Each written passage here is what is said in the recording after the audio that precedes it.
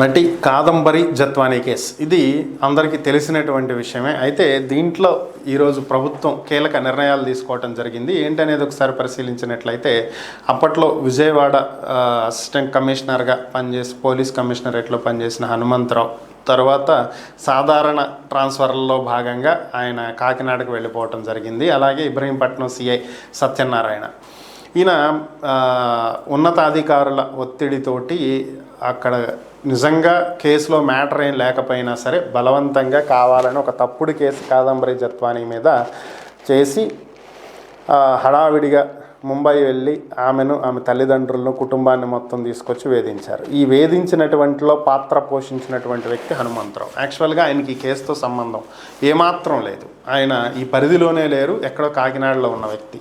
ఆయన ప్రత్యేకంగా ఇక్కడికి వచ్చి మరీ ఆమెకు టార్చర్ చూపించి ఇంట్రాగేషన్ చేసినటువంటి పరిస్థితి. దీంతో వీళ్ళిద్దరి మీద సస్పెన్షన్ వేటు వేసింది విజయవాడ మాజీ కమిషనర్ హనుమంతరావు, అలాగే ఇబ్రహీంపట్నం సిఐ సత్యనారాయణ మీద ప్రభుత్వం వేటు వేయటం జరిగింది. ఇక కాదంబరి జత్వానీ నిన్న ఇబ్రహీంపట్నం పోలీస్ స్టేషన్కి వెళ్ళటం జరిగింది. ఇక్కడ ఆమె ఐపీఎస్ అధికారులు విశాల్ గున్ని, కాంతిరాణా టాటా, అలాగే శ్రీ రామాంజనేయులు వీళ్ళ మీద కేసులు నమోదు చేసింది. విద్యాసాగర్ తప్పుడు కేసులు బనాయించి తప్పుడు ఫోర్జరీ సర్టిఫికెట్లతోటి తన మీద కేసు పెట్టి ఇరికించాలనే ప్రయత్నం చేశారని చెప్పి ఆయన మీద కూడా కంప్లైంట్ ఇచ్చింది. అంటే ఇక్కడ ఏంటంటే ఒక సెక్షన్ ఆఫ్ మీడియా చెప్పేది ఏంటి అంటే, ఓవరాల్గా ఎవరు సజ్జన్ జిందాల్, జేఎస్డబ్ల్యూ సిమెంట్స్, అలాగే జేఎస్డబ్ల్యూ స్టీల్ వీటికి సంబంధించినటువంటి అధినేత, కడప ఉక్కు కర్మాగారం నిర్మాణానికి సంబంధించి జగన్మోహన్ రెడ్డి శంకుస్థాపన చేసినప్పుడు గతంలో జగన్మోహన్ రెడ్డికి తనకి వైఎస్ రాజశేఖర్ రెడ్డికి తనకి ఉన్నటువంటి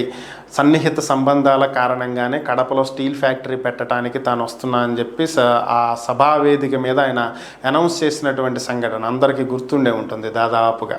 సో ఆయన్ను ఒక కేసు నుంచి తప్పించే ప్రయత్నం, ఆ కేసు కూడా ఎవరు పెట్టారంటే కాదంబరి జత్వానీనే ముంబైలో పెట్టింది.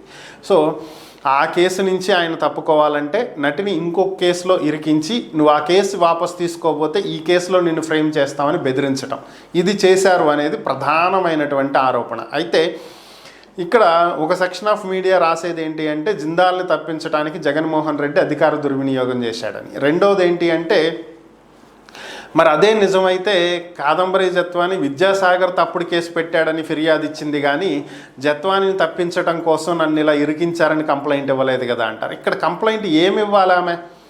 ఫస్ట్ ఇది ఆలోచించాలి కదా. ఈ వాదనలో చేసేటువంటి వాళ్ళు ఆలోచించాల్సినటువంటి అంశం ఏంటి అంటే, ఫస్ట్ థింగ్ ఇక్కడ ఆమెను ఏ కేసులో ఇరికిచ్చారు?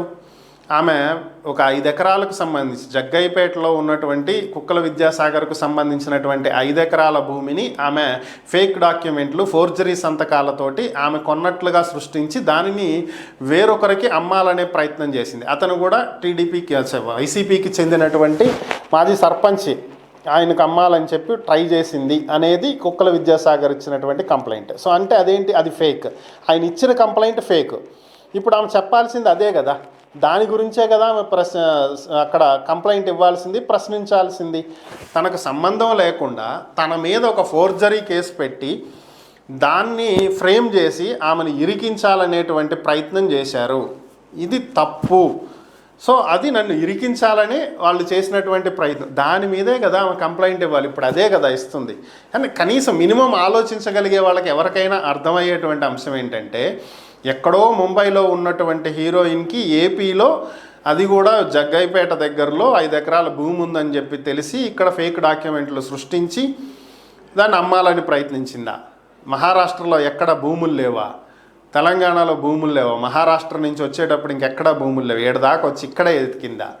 సో మినిమం ఆలోచన ఉండొద్దా కేసు పెట్టే వాళ్ళకైనా? Common sense. ఇంకోటి ఏంటి, నేను అడ్డంగా దొరికింది. ఆయన కేసు ఉదయం 6:30కి కంప్లైంట్ ఇస్తే మధ్యాహ్నం 11:30కి ఫ్లైట్ వేసుకుని ముంబై వెళ్ళారంట వీళ్ళు. ఏం విచిత్రం ఇది, అంత ఫాస్ట్గా.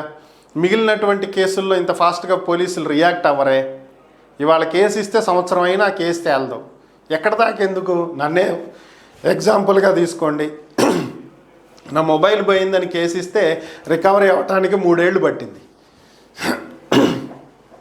సో ఇలాంటి విచిత్రాలు చాలా జరుగుతాయి. ఇంకా అద్భుతం ఏంటంటే, ఫిబ్రవరి 2వ తారీఖు విద్యాసాగర్ కేసు కంప్లైంట్ ఇస్తే ఫిబ్రవరి 1వ తారీఖే ముంబైకి ఫ్లైట్ టికెట్లు బుక్ అయినాయి. సో 2వ తారీఖు విద్యాసాగర్ కేసు ఇస్తాడు, మనము 2వ తారీఖు అర్జెంటుగా ముంబై వెళ్ళాలని చెప్పి 1వ తారీఖే పోలీసులకి తెలిసిపోయింది ఇన్ఫర్మేషన్. ఈ విచిత్రాలు ఏంటో మరి ఇక్కడే జరుగుతున్నాయి, అది అర్థం కాని విషయం. ఏం చేస్తాం మరి.